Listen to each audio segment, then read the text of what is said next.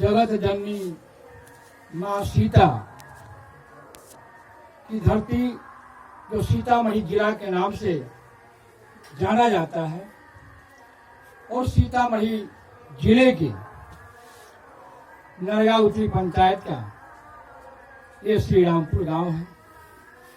इस श्रीरामपुर गांव में इस रात्रि के वेला में यहाँ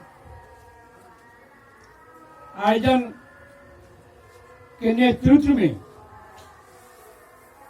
इनको ऊर्जा देने के लिए, इनके लक्ष्य की प्राप्ति को दिलाने में सहयोग करने वाले जो हमारे बिहार के ही नहीं, बिहार के अलग अलग, इस देश के अलग अलग राज्यों से यहाँ पर उपस्थित आगंतुक मेहमानों का मैं अपनी तरफ से स्वागत करता हूँ, अभिनंदन करता हूँ। अभी तक जितनी भी बातें मैंने सुनी हैं और इस कार्यक्रम की जानकारी आयोजन ने लगभग 2-4 रोज पहले रविंदर जी के साथ जाकर के आलोक में दोनों का हम नामे कन्फ्यूजन, चलिए उन्होंने बताया था कि चाचा जी ऐसे हम लोग कुछ कार्यक्रम है वहां पर समय आप दीजिएगा। मैंने कहा बाबू सार्वजनिक सामाजिक कोई भी कार्यक्रम यदि होता है, गांव ही क्या इलाके में भी यदि याद कर लेते मैं वहां पर पहुंचने का काम करता हूं। इसलिए बेहिचक अपनी ये संदेह है, जिस समय खोजिएगा मैं पहुंचूंगा। कल जब मठ पर कुछ बर्तन भाड़ा साफ करे तो मैंने पूछा भी था कार्यक्रम शुरू है, तो हाँ दादा शुरू है। तैयार होकर के मैं जब यहाँ पहुंचा तो मास्टर साहब उनके दादाजी यहाँ पर थे, उनसे मुलाकात हुई, उनसे पूछताछ किया तो इन्होंने बताया कि सभी लोग नदी किनारे गए हैं। मैं टाइम पूछा वो लोग लौटने का कब तक क्या समय है, तो समय की जानकारी मुझे नहीं मिल पाया। तो मुझे अपना कुछ कार्यक्रम होली मिलन समारोह ही, हम लोग थोड़ा सा राजनीति से जुड़े हुए लोग हैं। पूर्व में मैं इस पंचायत नरगौती पंचायत मुखिया था, आज भी मैं मुखिया हूँ। तो हमारा होली मिलन समारोह प्रखंड मुख्यालय परिहार में था, जिसमें सांसद विधायक सभी लोग रहना था। उन्हीं लोगों के साथ मैं उस होली मिलन समारोह में पहुंचा। लगभग उस कार्यक्रम में 3:30-4 वहीं पर बज गया। उसके बाद पुनः मैं रात्रि को लौटा, देर रात को लौटता हूँ। यहाँ पर हमारे ही समाज के जो कीर्तन मंडली लोग होली की गीत गा रहे थे, मैं कुछ देर बाहर ही खड़े रह करके सुना, उसके बाद मैं चला गया।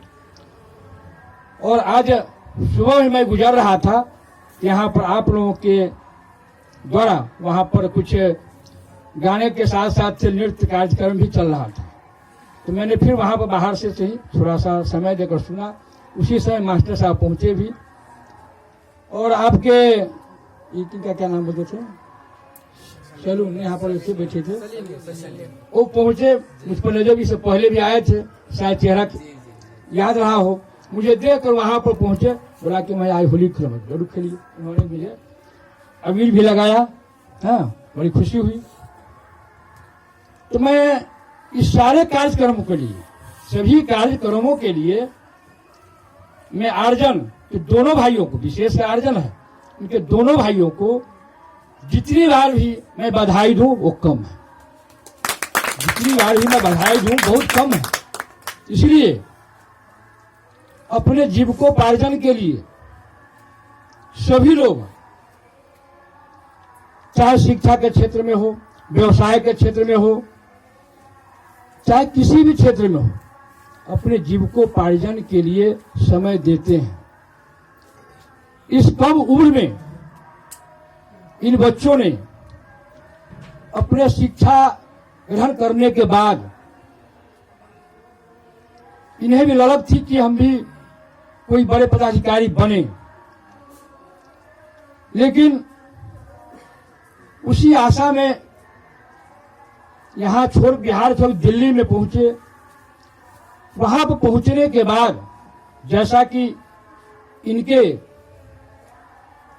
जो यात्रा वृतांत और उनके जीवन शैली के बारे में इनके ही मुख से मैं जो सुना हूं, तो मुझे जो अनुभव प्राप्त हुआ है, इनको लगा भाई शिक्षा ग्रहण करने के बाद डॉक्टर, इंजीनियर, दुनिया जहान, प्राधिकारी, कर्मचारी सभी लोग बनते हैं और सिर्फ अपने परिवार के भरण पोषण तक ही रह जाते हैं।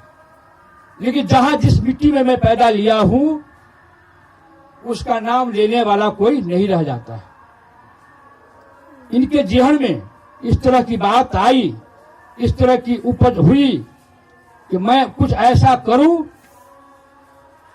मेरा नाम तो रोशन हो ही, लेकिन एक छोटा सा गांव जो श्री रामपुर है, रजिस्टर्ड नाम श्री रामपुर है, यदि जातीय वर्गीकरण के आधार पर लिया जाए तो पूरे हमारा वैश्य समाज जो तेली जाति है, पूरा हमारा गांव ये तेली जाति का गांव है। तो श्री रामपुर कहने पर थोड़ा सा एक दो बार समझना पड़ता कि इधर श्री रामपुर, सीधे कहिएगा तेलिया है, नरगा तेलिया, केवल बता देगा, ठीक है ना। तो कम से कम इस गांव का नाम भी देश दुनिया में जाने, इस बात की ललक इनके जेहन में जगी और इस नाम को आगे तक बढ़ाने के लिए दिन रात मेहनत कर रहे हैं। मुझे याद है कि लगभग पिछले बार भी 2-3 बार, जैसे कि इन्होंने चर्चा किया है, मैं पूछ नहीं पाया कि भाई मलेशिया के कहाँ के हैं, लेकिन होली के अवसर में ही मैंने देखा 2-3 बार अलग अलग चेहरे वाले विदेशी ढंग से आए थे और बड़े ही उल्लास के साथ उन्होंने भी होली का आनंद लिया, घूम घूम करके लोगों से मिलने जुलने का काम किया। तो इनका जो उद्देश्य है गांव के नाम को रोशन करना, और रोशन करने के साथ साथ रोशन तभी हम कर पाएंगे जब हम अपने आप में स्वस्थ रहेंगे। कोई भी व्यक्ति जब तक स्वस्थ नहीं है, कोई किसी भी काम को आगे वो नहीं कर सकता, चाहे मजदूर हो, किसान हो, कर्मचारी हो, पदाधिकारी हो, राजनेता हो, जब तक स्वस्थ नहीं है कोई भी काम नहीं कर सकता। तो हम आप इंसान स्वस्थ कब रहेंगे? जब हम स्वच्छ वातावरण में रहेंगे। जब हम स्वच्छ वातावरण में रहेंगे, और स्वच्छ वातावरण के लिए जरूरी है कि पर्यावरण हमारा शुद्ध हो, और पर्यावरण शुद्ध के लिए क्या चाहिए? तो हमको पेड़ पौधे निश्चित रूप से चाहिए, पेड़ पौधे निश्चित रूप से चाहिए। और सौभाग्य की बात जरूर है, हमारे पूर्वज इस गांव के ऐसे थे, ऐसे सोच वाले थे कि आज जो पेड़ पौधा देख रहे हैं, आज नई पीढ़ी का देन नहीं है, ये नई पीढ़ी का देन नहीं है, ये हमारे पूर्वजों का देन है, ये हमारे पूर्वजों का देन है कि स्वच्छ वातावरण को बरकरार रखने में उनकी अहम भूमिका है। और उस परिपाटी को आज भी हमारे समाज के लोग इसको धूमिल नहीं किए हैं। यदि अपने जीविकोपार्जन के लिए, अपने और अन्य कामों के लिए यदि एक व्यक्ति एक पेड़ बेच कर कोई काम करता है तो कम से कम 20 पेड़ लगाते हैं। इतना मैं अपने समाज के लोगों को, महानुभावों को, अभिभावकों को मैं साधुवाद देना चाहता हूं कि पूर्वजों की परिपाटी को अभी तक भुलाए नहीं है, और वातावरण को स्वच्छ रखने में अपना समय दे करके इस जंगल को कटने नहीं दे रहे हैं। समय समय से कटना है, पुराने पेड़ कटना है, नए लग जाते, नहीं लगता ऐसी बात नहीं है। और जहां तक बात रही शिक्षा, तो जब हम स्वस्थ रहेंगे तो हमारा मन प्रसन्न रहेगा। कहा गया कि स्वस्थ शरीर में ही स्वस्थ मस्तिष्क का निवास होता है। जब हम स्वस्थ रहेंगे, स्वाभाविक है हम शिक्षा ग्रहण करने में भी हमें लगन जगेगी, हमारा उत्साह बढ़ेगा, हम आगे बढ़ेंगे। और शिक्षा वास्तव में कहा गया है, प्रत्येक समाज में लोगों की ये धारणा बनी हुई है, बाल बच्चे को पढ़ाने का उद्देश्य उनके दिमाग में यही रहता है, पढ़ा लिखा करके हम अपने बच्चे को सरकारी नौकरी में भेजें, अर्थात जीविकोपार्जन के लिए ही पढ़ाने की मनोवृत्ति लोगों में पली पड़ी है। लेकिन ये धारणा गलत है। आप अपने बच्चों को शिक्षा दीजिए संस्कार के लिए, आप अपने बच्चों को शिक्षा दीजिए समाज को सुधारने के लिए, सिर्फ जीविकोपार्जन के लिए नहीं, सिर्फ जीविकोपार्जन के लिए नहीं। तो बहुत ही अच्छी सोच आर्जन जी में जगी है। जिस फिल्म को देखने के लिए क्या क्या नाम है, धर्मेंद्र, हेमा मालिनी, जया प्रदा, क्या क्या नाम सुनते हैं, बहुत लोगों के नाम भी हम नहीं जानते हैं, क्या कि फिल्म से ज्यादा मेरा शौक रहा भी नहीं है। लेकिन जिस फिल्म को देखने के लिए मैं देखता था कि टिकट लेने के लिए डंडा, पुलिस के डंडा खा रहा है और टिकट लेकर के लोग फिल्म देखता था, वो तो वो बात है। लेकिन लगभग 10 वर्ष पहले की बात है, सीतामढ़ी से, जो ही वर्तमान सीतामढ़ी लोकसभा के सांसद है श्री सुनील कुमार पिंटू जी, जो हमारे ही समाज के तेली जाति के ही, जब वहां के विधायक रहा करते थे, तो विधानसभा के चुनाव में हेमा मालिनी डुमरा के हवाई फील्ड में जब आई थी, उनका कार्यक्रम था, हम लोग वहां पर थे। उनकी सुरक्षा, हेलीकॉप्टर से उतरना, हेलीपैड पर के बगल में गाड़ी लगी थी और हेलीपैड से ज्यादा इस चौक तक की दूरी थी मंच की, और यहां से वहां तक हेमा मालिनी जी को ले जाने के लिए गाड़ी वहां पर लगी हुई थी, 4 चक्के की गाड़ी। लेकिन उनको देखने के लिए फिल्म के पर्दे पर तो लोग देखते थे, लेकिन आमने सामने हम कैसे देखे? वहां पर महिला सुरक्षा कर्मी के रूप में सीडीपीओ दुनिया जहां सभी लोग थी, और पुरुष जो बल होते हैं, पुलिस बल वो तो थे ही। लेकिन उसके बावजूद भी लोग बर्दाश्त नहीं किए। पुलिस की डंडा खाए तो खाए, पुलिस डंडा खाए तो खाए, लेकिन नजदीक से जाकर के हेमा मालिनी का दर्शन किया, देखा। तो मेरा ये कहने का तात्पर्य यह है, मैं अपनी तरफ से लाख बार ईश्वर से प्रार्थना करता हूं, याचना करता हूं कि आर्जन जी के मस्तिष्क में इस तरह का ऊर्जा भरे कि इनको देखने के लिए, जिस तरह से पुलिस की डंडा खा करके भी हमारे सीतामढ़ी के नौजवान ने देखने का काम किया, आर्जन को देखने के लिए भी रोके। मैं अपनी तरफ से ईश्वर से प्रार्थना करता हूं। और जहां तक इन्होंने चर्चा की है, स्वाभाविक है, कोई भी काम घर से कदम यदि बढ़ाते हैं तो बिना राशि का कुछ नहीं है, बिना अर्थ का कहीं कुछ नहीं कर पाए। लाख सोच बनाए हुए हैं, सब कुछ किए हुए हैं, लेकिन जहां अर्थ में कमजोर पड़ जाइएगा, सारा सपना अधूरा रह जाएगा।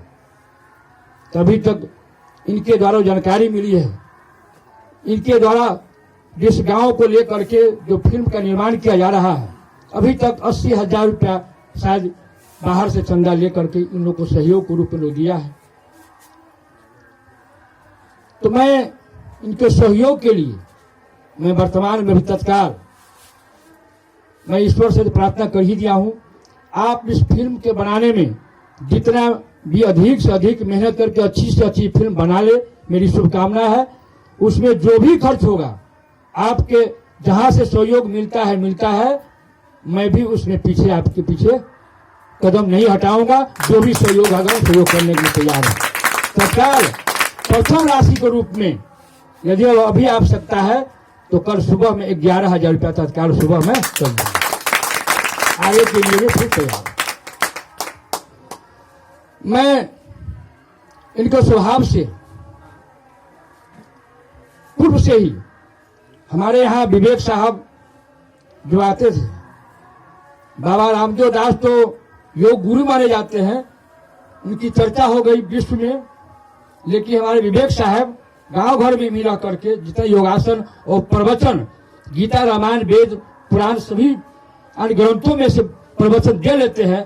हमको लगता है बाबा रामदेव दास भी उतना प्रवचन नहीं दे पाए, जैसा कि हमने सुना। और उनके सेवा शुश्रूषा में आर्जन जी समय देते थे, दोनों भाई रहकर तो समय देते थे, और समय समय से उनके द्वारा योगासन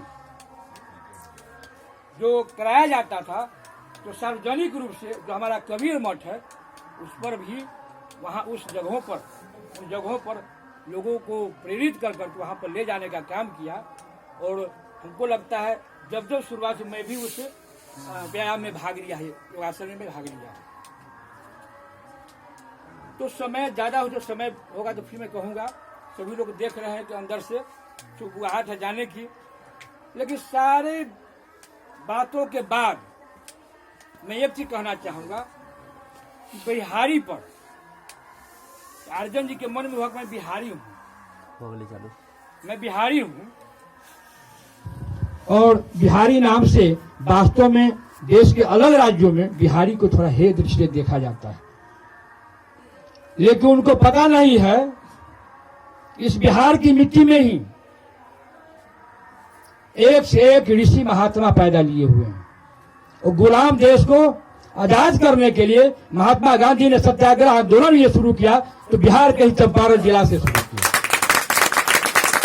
महात्मा बुद्ध यदि बौद्ध धर्म को अपने आप में अर्जित किए तो हमारा वैशाली से किया। तो हम कहीं से पीछे नहीं है। और वास्तव में हमारे सर ने बताया है कि कभी भी किसी व्यक्ति को, चाहे जिस धर्म को मानने वाले हो, जिस जाति से मानते हो, अपने आप में हीन भावना से ग्रसित जो आदमी हो गया बहुत बड़ा कमजोर हो जाता है। अपने आप में कभी भी हीन भावना से ग्रसित नहीं होना चाहिए, अपने कदम को बढ़ाते रहना चाहिए। और कभी भी किसी काम के लिए किसी एक व्यक्ति के दिमाग में सोच जगती है, एक उपज जगती है कि हमें कुछ करना है। जब उनका कदम आगे बढ़ता है, उनका रास्ता सही होता है तो कारोबार पीछे स्वतः चलना शुरू हो जाता है। इसलिए मैं ये कहूंगा अर्जुन जी अपने कदम को पीछे नहीं हटावे, आप अपने कदम को बढ़ाते रहे। समय जहां से जिस समय हमसे जहां तक जो बन पड़ेगा, मैं बुद्धि विवेक अर्थ से जितना संभव हो सकेगा मैं आपकी मदद करूंगा, पीछे नहीं रहूंगा। बहुत सारी बातें हैं, समय पर कहा जाएगा। अंत में जो हमारे आगंतुक मेहमान लोग आए हैं, पुनः सभी लोगों का आभार प्रकट करते हैं कि कम से कम अर्जुन जी के नेतृत्व में आप लोगों का दर्शन हुआ, हम लोग का सौभाग्य प्राप्त हुआ। जय हिंद, जय।